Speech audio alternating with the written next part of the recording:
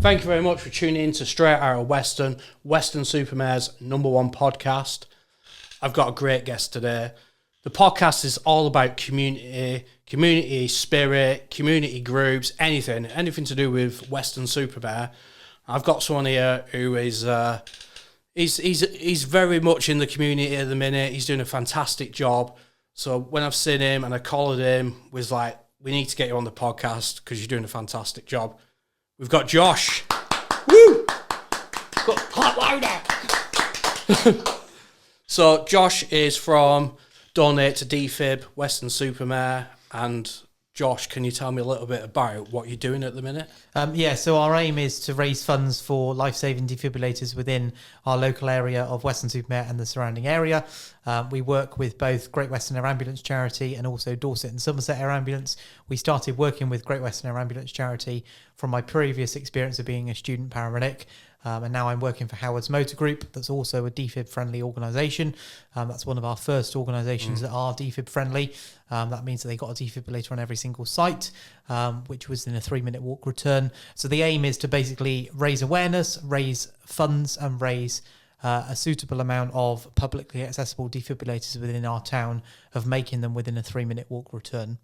Yeah, because these defibs, they're life-saving equipment, aren't they? I don't think people understand how, you could be walking along the beach and someone has, is it like a cardiac arrest? Yeah, so a cardiac arrest is when the heart has stopped. So a cardiac arrest is different to a heart attack. So a heart attack is one of the major blockages that causes a heart attack that may then influence into a cardiac arrest. It might not always, but sometimes it does. And when it does, that obviously then causes a problem, and then you need to get hospital attention. When someone's in cardiac arrest, it means that they are collapsed, they are unresponsive, they've stopped breathing. So basically, technically, they are dead. Right. And what we do is we check our airway, breathing, circulation. When you get to breathing, if you're not breathing, then you start your CPR. So CPR stands for cardiopulmonary resuscitation, which sometimes people know as mouth-to-mouth resuscitation or not. We only do hands-only CPR here at Donate for Defib, but we are regulated by the Resuscitation Council UK. Alongside that, we have then got a clinical team that then influences our practice, including paramedics, doctors, nurses. We've also got a cardiologist, so we've got a chap called Professor Graham Stewart, who also previously saved my life. So I had heart surgery at Bristol Children's Hospital back in 2001, and he was my consultant cardiologist, and now he's our clinical lead that looks over everything that we do. So it's a fantastic influence. We have raised around 43,500 so far. That's brilliant. Which is fantastic, and it's all down to the members of the public. A chap's done a London Marathon for us. We've got lots of things that we've influenced. We've got lots of pubs, lots of clubs, lots of sponsorship that we're doing. We just launched our Christmas cards. We're launching our 2025 calendar. We've also got a 4-legged animal on our team as well. Yes. That is Maya, our defib dog mascot. I was kind of hoping you was going to bring Maya, so we could. I love animals. So well, it's her birthday on Wednesday, so we'll be sharing a lot of information on that. But obviously, then we'll see if Maya is available. She's probably asleep now. She sleeps probably 95% of her life. So it's a hard life, isn't it? Yeah, definitely. Harder than us. So my next question was, you kind of, I think I've got from what you just said, I've got kind of an inkling. But what got you involved in raising money for defibs? So I've always been interested in the healthcare profession from a very early age. Obviously, with having cardiac surgery, it's obviously like a prime kind of informative adjustment to life, really. From having heart surgery and from knowing lots of people that have had heart surgery. When we started this project, there was only 3 defibrillators within Weston Super Mare. Wow. Now there is around 25, really? Which is incredible. It's a fantastic achievement. So my main influence for it is that obviously from my clinical background experience, from previously working at Bristol Children's, from previously working at Western Area Health NHS Trust and hospitals, it gives you a lot of influence. And then also then working for a major company like Howard's Motor Group that then supports you, it's a massive influence. Oh, it's when you get that support, that bit of a network and the behind you, it just pushes you on, doesn't it? And you're doing a fantastic job, because this isn't something for you, this is for everyone. Do you know? Not just people who live in Weston, people who visit Weston, and businesses as well. They can be involved, And it just means that these businesses are a bit savvy, and they're like, there is an issue with people, with heart conditions, but we can help that by having one of these defibs on site. Yeah. So the medical statistics show that in the United Kingdom, if you have an out-of-hospital cardiac arrest and you only have CPR, you've only got a 7% chance of survival. 7% chance of survival. If you have a defibrillator used within the first 3 to 5 minutes, you've got an increased chance of survival for up to 76%. So it's a 70% increase by just having a defibrillator there. And the most common place for a cardiac arrest to occur at this present time is on a golf course. At Weston Super-Mare golf course, we've got 3. We've got one at the clubhouse. We've got one at the 7th tee, which is by Uphill on North Road, I think it is. Yeah, I think I've seen that. Yeah, and then you've also got one on a golf buggy. So we've got a defibrillator on a golf buggy that goes around. So we've got one on the pier. We've got one at Revo. Obviously, that's where we saw earlier. Yeah. And yeah, it's a fantastic experience to be able to then make a huge difference to the community. We've still got a long way to go. It's not just me on the team. We've got lots of members of the team. So we've got non-clinical and clinical. So Christina, one of our project lead. Start again. So Christina, one of our deputy project leads. So she's got a non-clinical role and a clinical role. Yeah. So she's a registered nurse. Can I just say, she's just behind us. I know. So we can't say anything bad. I'm taking photos. She's taking photos, so that's all right. Then we got Peter, who has had a huge influence on our project. He has worked on the basis of, I don't know why I'm staring, I'm just looking at something to visualise. So with that, he's a huge influence. He's our professional photographer. He's also our corporate lead ambassador, so he works out all of our corporate stuff relating to sponsorships, relating to grants, relating to funding, all that kind of stuff. Then obviously we've got Graham. We've got 2 paramedics on our team. So we've got Shaz and we've got Sarah. They're both very huge characters in our project, which is fantastic. And Sarah's quite known to going around companies, especially in the Sovereign Centre when it was Restart a Heart, and saying, come and learn CPR, and all these members of staff came in. So it's fantastic. And it's about getting the community spirit at part of it. We've then obviously got another chap called Malcolm who runs his own first aid company and his own first aid training company. So with that, he then supports us with all of our influencer training. He's our clinical support ambassador as well. So we've got a lot of kind of clinical support behind us. We've got upcoming events. So we've got we're working with the Rotary Club. We're going to their Christmas fair in November.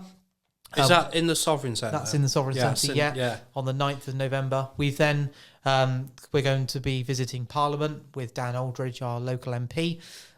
We have then got a huge event going on next year, which is about Bristol Heart Care Conference. So it's influencing all of the clinical practice of cardiac care within the whole of the Southwest, which is based in Bristol. So we've got an introduction and an invite to that. It's a fantastic achievement. And also, I'll say the quote from Graham, because I think it's quite instrumental, is that defibrillators should be like fire extinguishers. We should have as many defibrillators as we've got fire extinguishers. With that key interventional care, and I said this on the TV when I was on the TV a few months ago, it's that early call for help, that early CPR, that early defibrillation. It's like the weakest link, the chain of survival, because if none of those 3 key concepts are met within the first 3 to 5 minutes, you've got an increased chance of survival for up to... So by every minute that passes once someone's in cardiac arrest, you've got a further 10% decreased chance of survival. Right. So every minute that passes... It counts. It counts. Yeah. And the thing is, if you don't start that early CPR, that early defibrillation, that early call for help, by the time an air ambulance arrives or by the time an ambulance arrives, you've probably got a minimal chance of survival. We've also then got our AMS, our electrical company. Yeah. So AMS Electrical Services in Southwest, they support us by installing all of our defibrillators, and they sponsor us. Yeah. We've then got the Print Hive, we've got Howard's Motor Group, we've Badlam Automotive. You can edit that bit out. Yeah, that's all right. We have got, we've obviously got the Revo, we've got the lifeboat station we work with, we've got the local police, we've got the local fire service. So it's fantastic. Going forward, we've got lots of merchandise. We've obviously got Josh, who also made the Ants Lego Man. Which is fantastic. I actually love this thing. It's fantastic. So yeah, he does a lot of our merchandise. So he's done our mayor key rings, our mayor models, all those kind of things. We've got a mayor beanie hat coming out. We've got everything. really? So a lot of things that are going on. Yeah. Christina's looking at me as if to say, what's the beanie hat? I haven't even told her yet. So we'll tell her about that later. But yeah, Surprise. fantastic. Surprise. Something important to actually mention is that all of our defibrillators are registered onto the circuit, which is the Defibrillator National Network, Right. which is influenced by the BHF, the British Heart Foundation. Yeah. So with that, all of that is then supported by them. You get access to where the defibrillator is, how to use it. Basically, you turn it on, as we did in the previous video. Yeah. We go through and you turn it on, and then it tells you exactly what to do. It's it's so helpful having a machine that literally tells you what to do, because if you have no knowledge whatsoever, it will be quite daunting. Yeah, definitely. So every defib that's put onto a business, you give that business the staff training to use that. Yes, definitely. Right. That's So all of them are then aware, Yeah. and then for big companies, for example, like Howard's, we've then installed defibrillators across all their sites. Yeah. And then on the bottom of their website, they've then actually got our logo that states they are a defib-friendly organisation. So that means that everyone on that visitors the site, for example, knows exactly that they've got a defib on site, which is instrumental, really, for the care. It's brilliant. My next question is, if you wanted to know where your nearest defib was, so if you're out and about and someone collapses, how would you know where the nearest one is? So the easiest way to do that is to phone 999, and you'll go through to the Emergency Operations Centre, or EOC. With that, then they'll ask you, obviously, is the patient breathing? You'll say no. They'll say, right, do you know where your nearest defibrillator is? If you don't know where it is, they've got it on a 3D map. Right. So they'll be then able to then see that, and they'll be able to then direct you to the defib, give you the 4-digit code to enter, and then you'll be able to see it. For example, if it's a non-emergency kind of avenue, you can then obviously then type in defibfinder.uk on Google. Right. And then basically you type in your postcode or the postcode you want to look at, and then it will show your nearest 10 defibrillators to you at that present time. That's fantastic. So, yeah. You mentioned that Weston's got about 20, was it 27? So 27 roundabout by the time probably this video is going to be published, If tomorrow. Okay.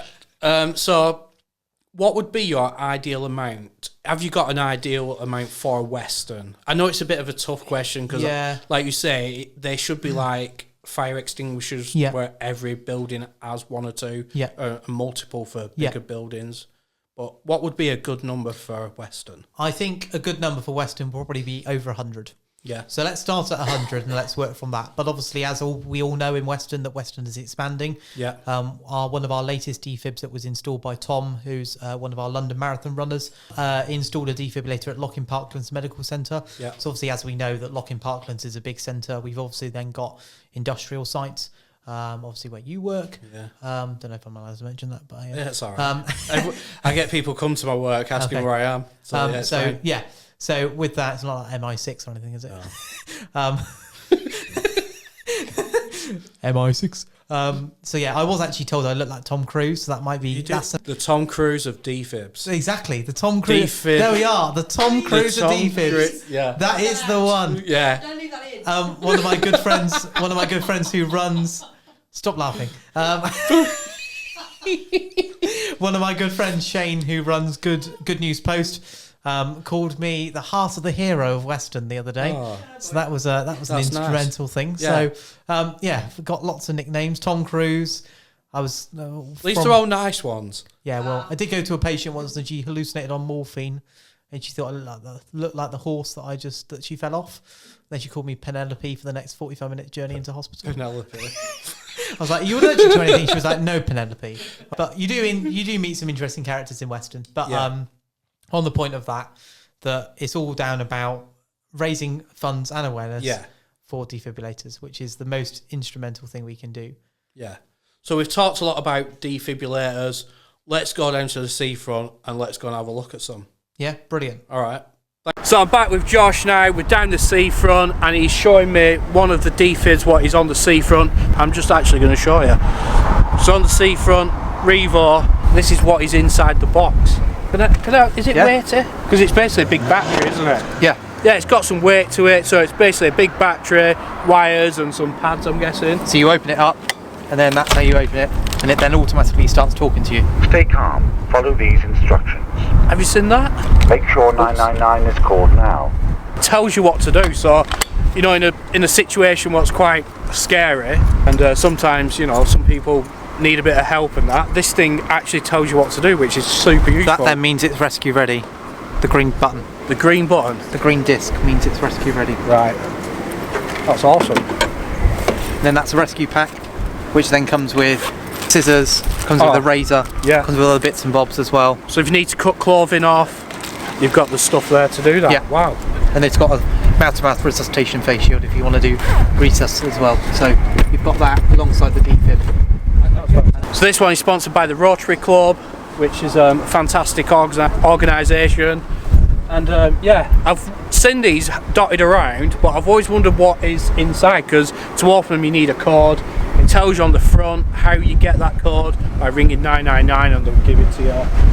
So we're going to have another chat, so keep watching.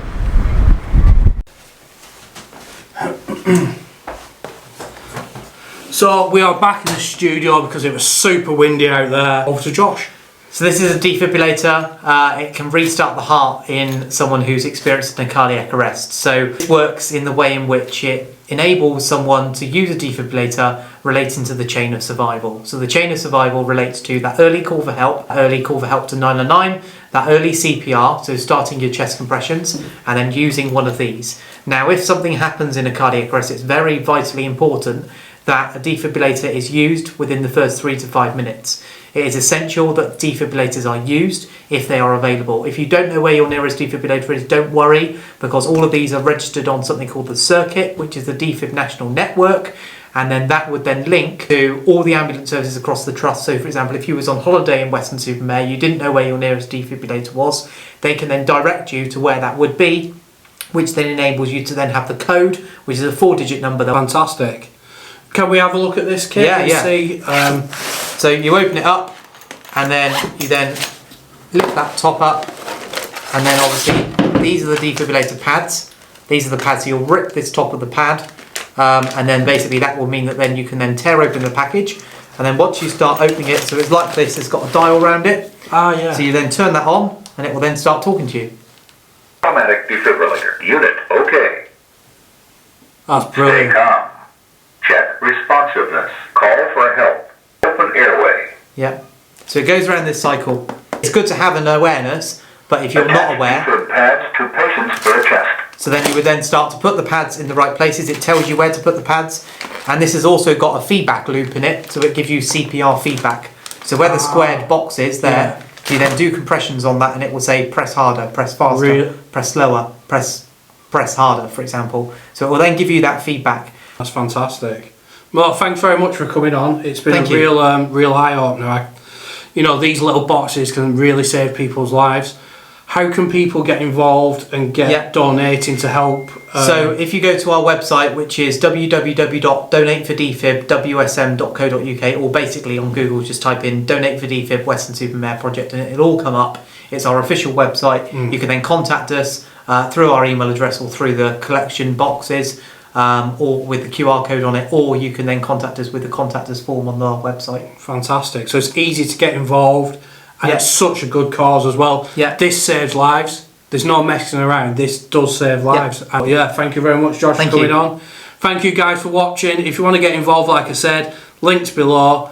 Get involved, or if you want to do training, or if you're an employer and you think, oh, actually, one of these would be helpful for our premises. Josh is the guy to speak to. We're also looking at locations, so key locations of what we're wanting to do. A big shout out and a big thank you to AMS Electrical Services for installing these for us. We've also got them in doctor surgeries now, pharmacies, we're hoping to get them. So any locations, if you are a prime location in Weston and you think your organisation could benefit from them, and also if you buy one outright, because we're giving it to a charity, which is Great Western Ambulance and Dorset and Somerset Ambulance, it's all tax deductible.